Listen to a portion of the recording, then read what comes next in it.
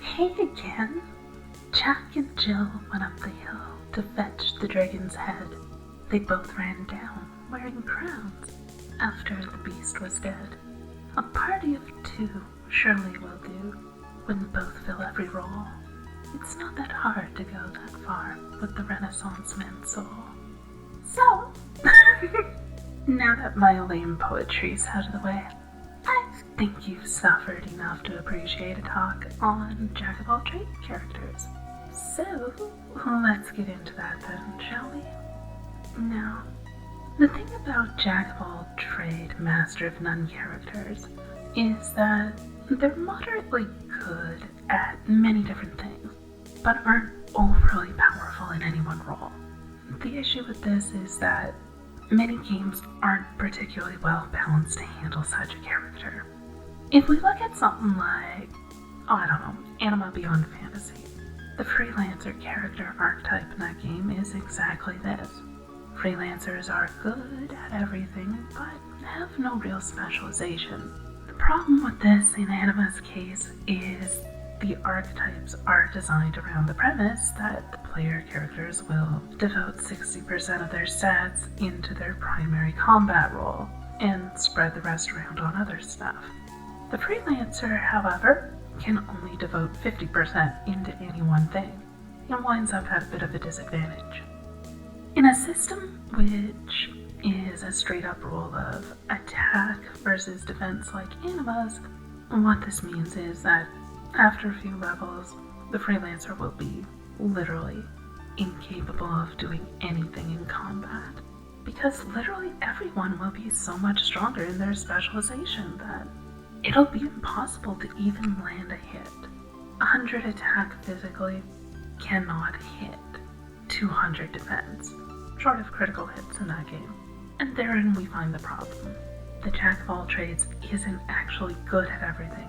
They're merely incompetent at everything. This is an example of how not to build a jack-of-all-trades character, and it's a common failing among game designers, both in video games and tabletop role-playing games, and to a lesser extent, even in novels.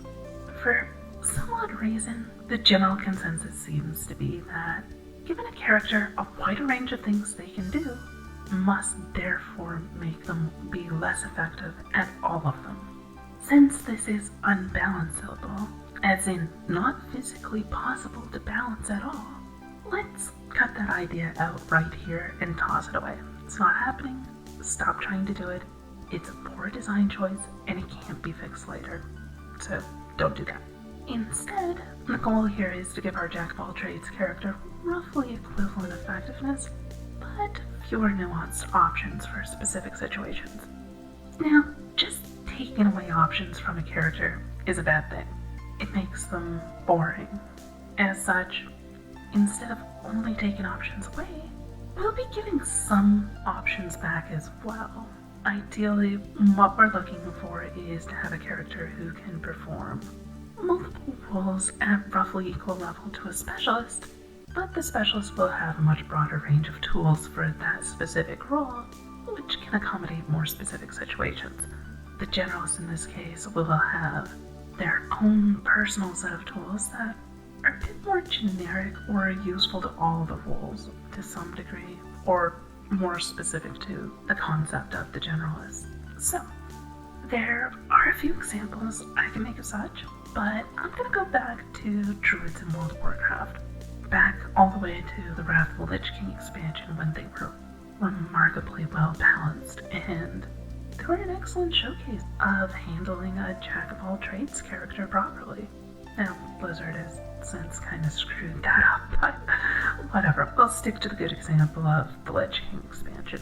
And yes, I'm aware this is from a video game, but it happens to be one of the greatest examples of how to do this right. If you only learn from one genre or source or whatever, you're limiting yourself in your design capacity. Learn from everything. Video games, movies, books, you name it. Always be on the lookout for ways to improve. Anyway, that in mind, let's get into the Druids. Now, druids in World of Warcraft have four main roles they can perform. Tanking, as in getting hit in the face so someone squishy doesn't have to, is covered by their bear form. Healing, back in the Wrath of the Lich King era, involved turning into a tree to spread the love. Giddy form allowed for stealth, speed, and very high melee damage to a single target, while Minkin form allowed for high, long-ranged area of effect spell damage. The key to this is that each of these forms could be swapped out at will, and therefore the druid could pick a new role in seconds. The talent trees in the game at the time prevented players from being overly good at any one of them, and you couldn't change out your gear in combat, so it didn't mean you could instantly be a tank if you weren't prepared for it. What it did mean, however, was that a cat druid could pop out of being a cat and revive someone in combat, toss a few heals, throw up an immobilizing form of crowd control, or restore someone's mana at will. A cat druid could even swap over to bear form and off-tank to keep really nasty stuff off of their allies. They wouldn't be as effective as a dedicated bear, but they'd be much better than letting a mage try to block an axe with a dress. Here's a hint. That didn't tend to work out so well for the mage. Now, you'll notice there's a particular balance here.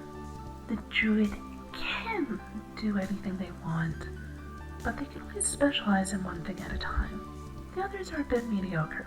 Yeah, a cat could throw out heals with surprisingly high effectiveness, but they simply don't have the mana pool to maintain it over an entire fight. Yeah, the bear could change to do damage, but the kitty simply did a better job of it due to having extra abilities in the specialization as such, even if they mostly shared a talent tree at the time. Now, there are several important parts here that all play together to make this work. First off, the druid could specialize in any role they wanted. Out of combat, druid could be a healer, tank, melee, ranged DPS, as the situation called for, with some minor limitations to such. Mostly, it meant a druid could specialize in anything they wanted, but they couldn't do it all at full strength during combat. They suffered a penalty during combat that still let them do everything to a degree, but not as well as their primary role. The second part of understanding this is that a druid had less versatility than their specialist counterparts. A bear tank druid simply didn't have the wide array of options that a warrior tank would have available. Now, the druid had the most commonly useful ones, such as area of effect attacks for large groups, strong self-defensive health boost for emergencies, a stun for interrupting bosses, a charge to get into melee range fast, that kind of stuff. Your basic bread and butter options were all there, but the warrior simply would have more options for nuanced situations. For example, a warrior could get 3 separate charges for different situations, whereas a bear druid only got the one generic charge for getting into melee, but that's all they had. The warrior had a wider array of emergency buttons at their disposal and a larger range of ways to keep things hitting them in the face. That worked better in more situations. So, for example, a 360-degree AoE hit instead of a forwards arc of 120 degrees that the bear swipe gun. Generally speaking, the warrior and druid had roughly equivalent survivability, though they handled it in different ways, and they could do their jobs equally well by the raw numbers, albeit in different manners. The warrior simply had more options on how to be a tank. The third part to understanding this concept is that the druid also had unique to druid stuff they could do, or things that very few other classes had access to. Being able to root targets in place, reduce their armor, and prevent the target from stealthing, increase an ally's mana based on the ally's stats instead of the druid's own stats. Being the only class able to revive other players in combat. Stuff like that meant that the druid had more versatility in other ways than their current specialized role. Essentially what this means is that the druid sacrificed options specific to their role for options specific to being a druid. As such, the total list of what a druid could do was still about equivalent to any other class, but more diffuse in nature. This is what you're looking for when designing a jack-of-all-trades character, or a jill-of-all-trades, whatever. Bloody politically correct nonsense. You get the point. And the point is that a jack-of-all-trades shouldn't be ineffective at all roles, but rather have their own unique role that they fill and then can perform other roles with roughly equal strength but reduced nuance. By designing your generalist class, archetype, or whatever you want to call it with these key concepts in mind, you can ensure that the resulting characters that players will be playing will be both fun as well as balanced. One specific thing to mention as well. A design which has to change between specializations at any given moment is able to have their specialization be equal in total strength to others. One which is able to perform all roles at the same time, however, must necessarily be weaker at all roles to a degree. A bit less healing over time, less damage over time. They'll simply be too powerful. Note that this is only the damage and healing and such. Don't mess around with things like a character's capacity to actually hit a target, or you'll get stuck with the Barbarian's Dilemma, which I just coined, that D&D has suffered from for years. I should probably explain that. This Barbarian's Dilemma, as I so decided to call it, is a problem that a GM faces when there's a barbarian in a D&D party. What to do with the enemies that the party's fighting.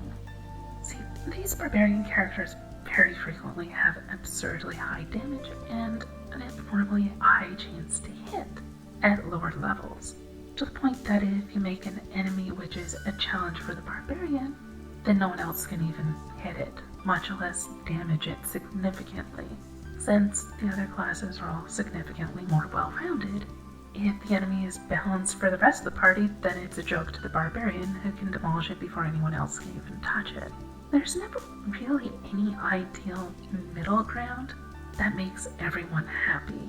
This is a problem with hyper-specialization, where a specialist is so good at doing one thing to the detriment of all others that no one else really has any reason to bother trying to touch on the specialist's turf.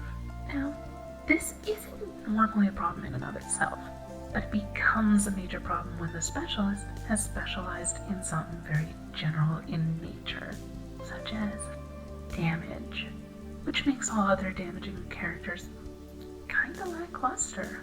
This issue can also show up in the reverse, with more well-rounded characters such as the Jack-of-all-trades class design being substantially weaker than a specialist to the point of being basically useless at everything. Now, if we take the D&D approach to this, the Jack-of-all-trades character wouldn't realistically be able to hit anything due to how armor and attack work in the game. As such, if you're designing a system similar to D&D or Pathfinder for how combat works, ensure that your master of none design is equally capable of landing a hit. Even if their damage may be penalized or their options a bit limited, make certain that they can at least hit equally often. Part of the fix to this situation is to make certain that your specialist classes, or whatever you want to call them, have a good amount of versatility to them as well in their specialized role of choice. The problem with anime is that the versatility and options are basically broken down into magic, psionics, or ki abilities. Virtually all of the variation is held in the roles themselves rather than the archetypes. And as such, the archetypes end up being horribly unbalanced against one another since the versatility almost entirely stems from the role rather than the archetype. Archetypes in this case just being another fancy name for a class. That's what they call them. Anyway, the point I'm making here, or trying to anyway, is that the ideal method of game balance in this case is for the role to have the power, but the class to have the nuance, finesse of various options to play with. In this manner, each class remains unique and valuable. You don't run into the specialist versus generalist power discrepancy of the Barbarian's Dilemma. Technically, it should read the GM of Barbarian's Dilemma, but whatever, it doesn't sound as good. It's my phrase, I coined it, deal with it. So, yeah, back to our jack of all trades issue. It's really just a summing up of things at this point. Keep the power tied to a role, but the nuanced options tied to a class. This also applies even to classless systems like Shadowrun. You still wind up with specialists and generalists, and the same issues show up again anyway. Doesn't matter if it's point-buy system or solidly locked-in classes. Focus on balancing your game so that the extra plus bonuses to hit or extra dice rolled are generated by the roll, not the specific details of what each character has. Yes, this can be difficult to do, and it takes away one of your easiest tools for making classes distinct and unique. But it also saves a lot of headache later down the line if you ever intend to introduce hybrid characters of any sort. If you're going to stick to just pure specialists forever, like literally having only 3 classes of tanking, healing, and damage, or something similar to that, then by all means, hyper-specialize each of them all you want. But if you ever want to introduce a jack-of-all-trades master of none style character into your game at any point in the future, avoid giving your classes raw plus stat bonuses. Give them options and unique things they can do instead. It's a bit more tricky to balance, but it gives you a lot more control as a designer and avoids a lot of problems. So, without much else to cover here, I guess that's it for today. Blah, Patreon, blah, subscribe, or something, blah, blah, aliens, blah, blah, blah. Pretend there's something here that makes sense. Yeah, you know, that's what it sounds like anyway. I'm out. See you next time.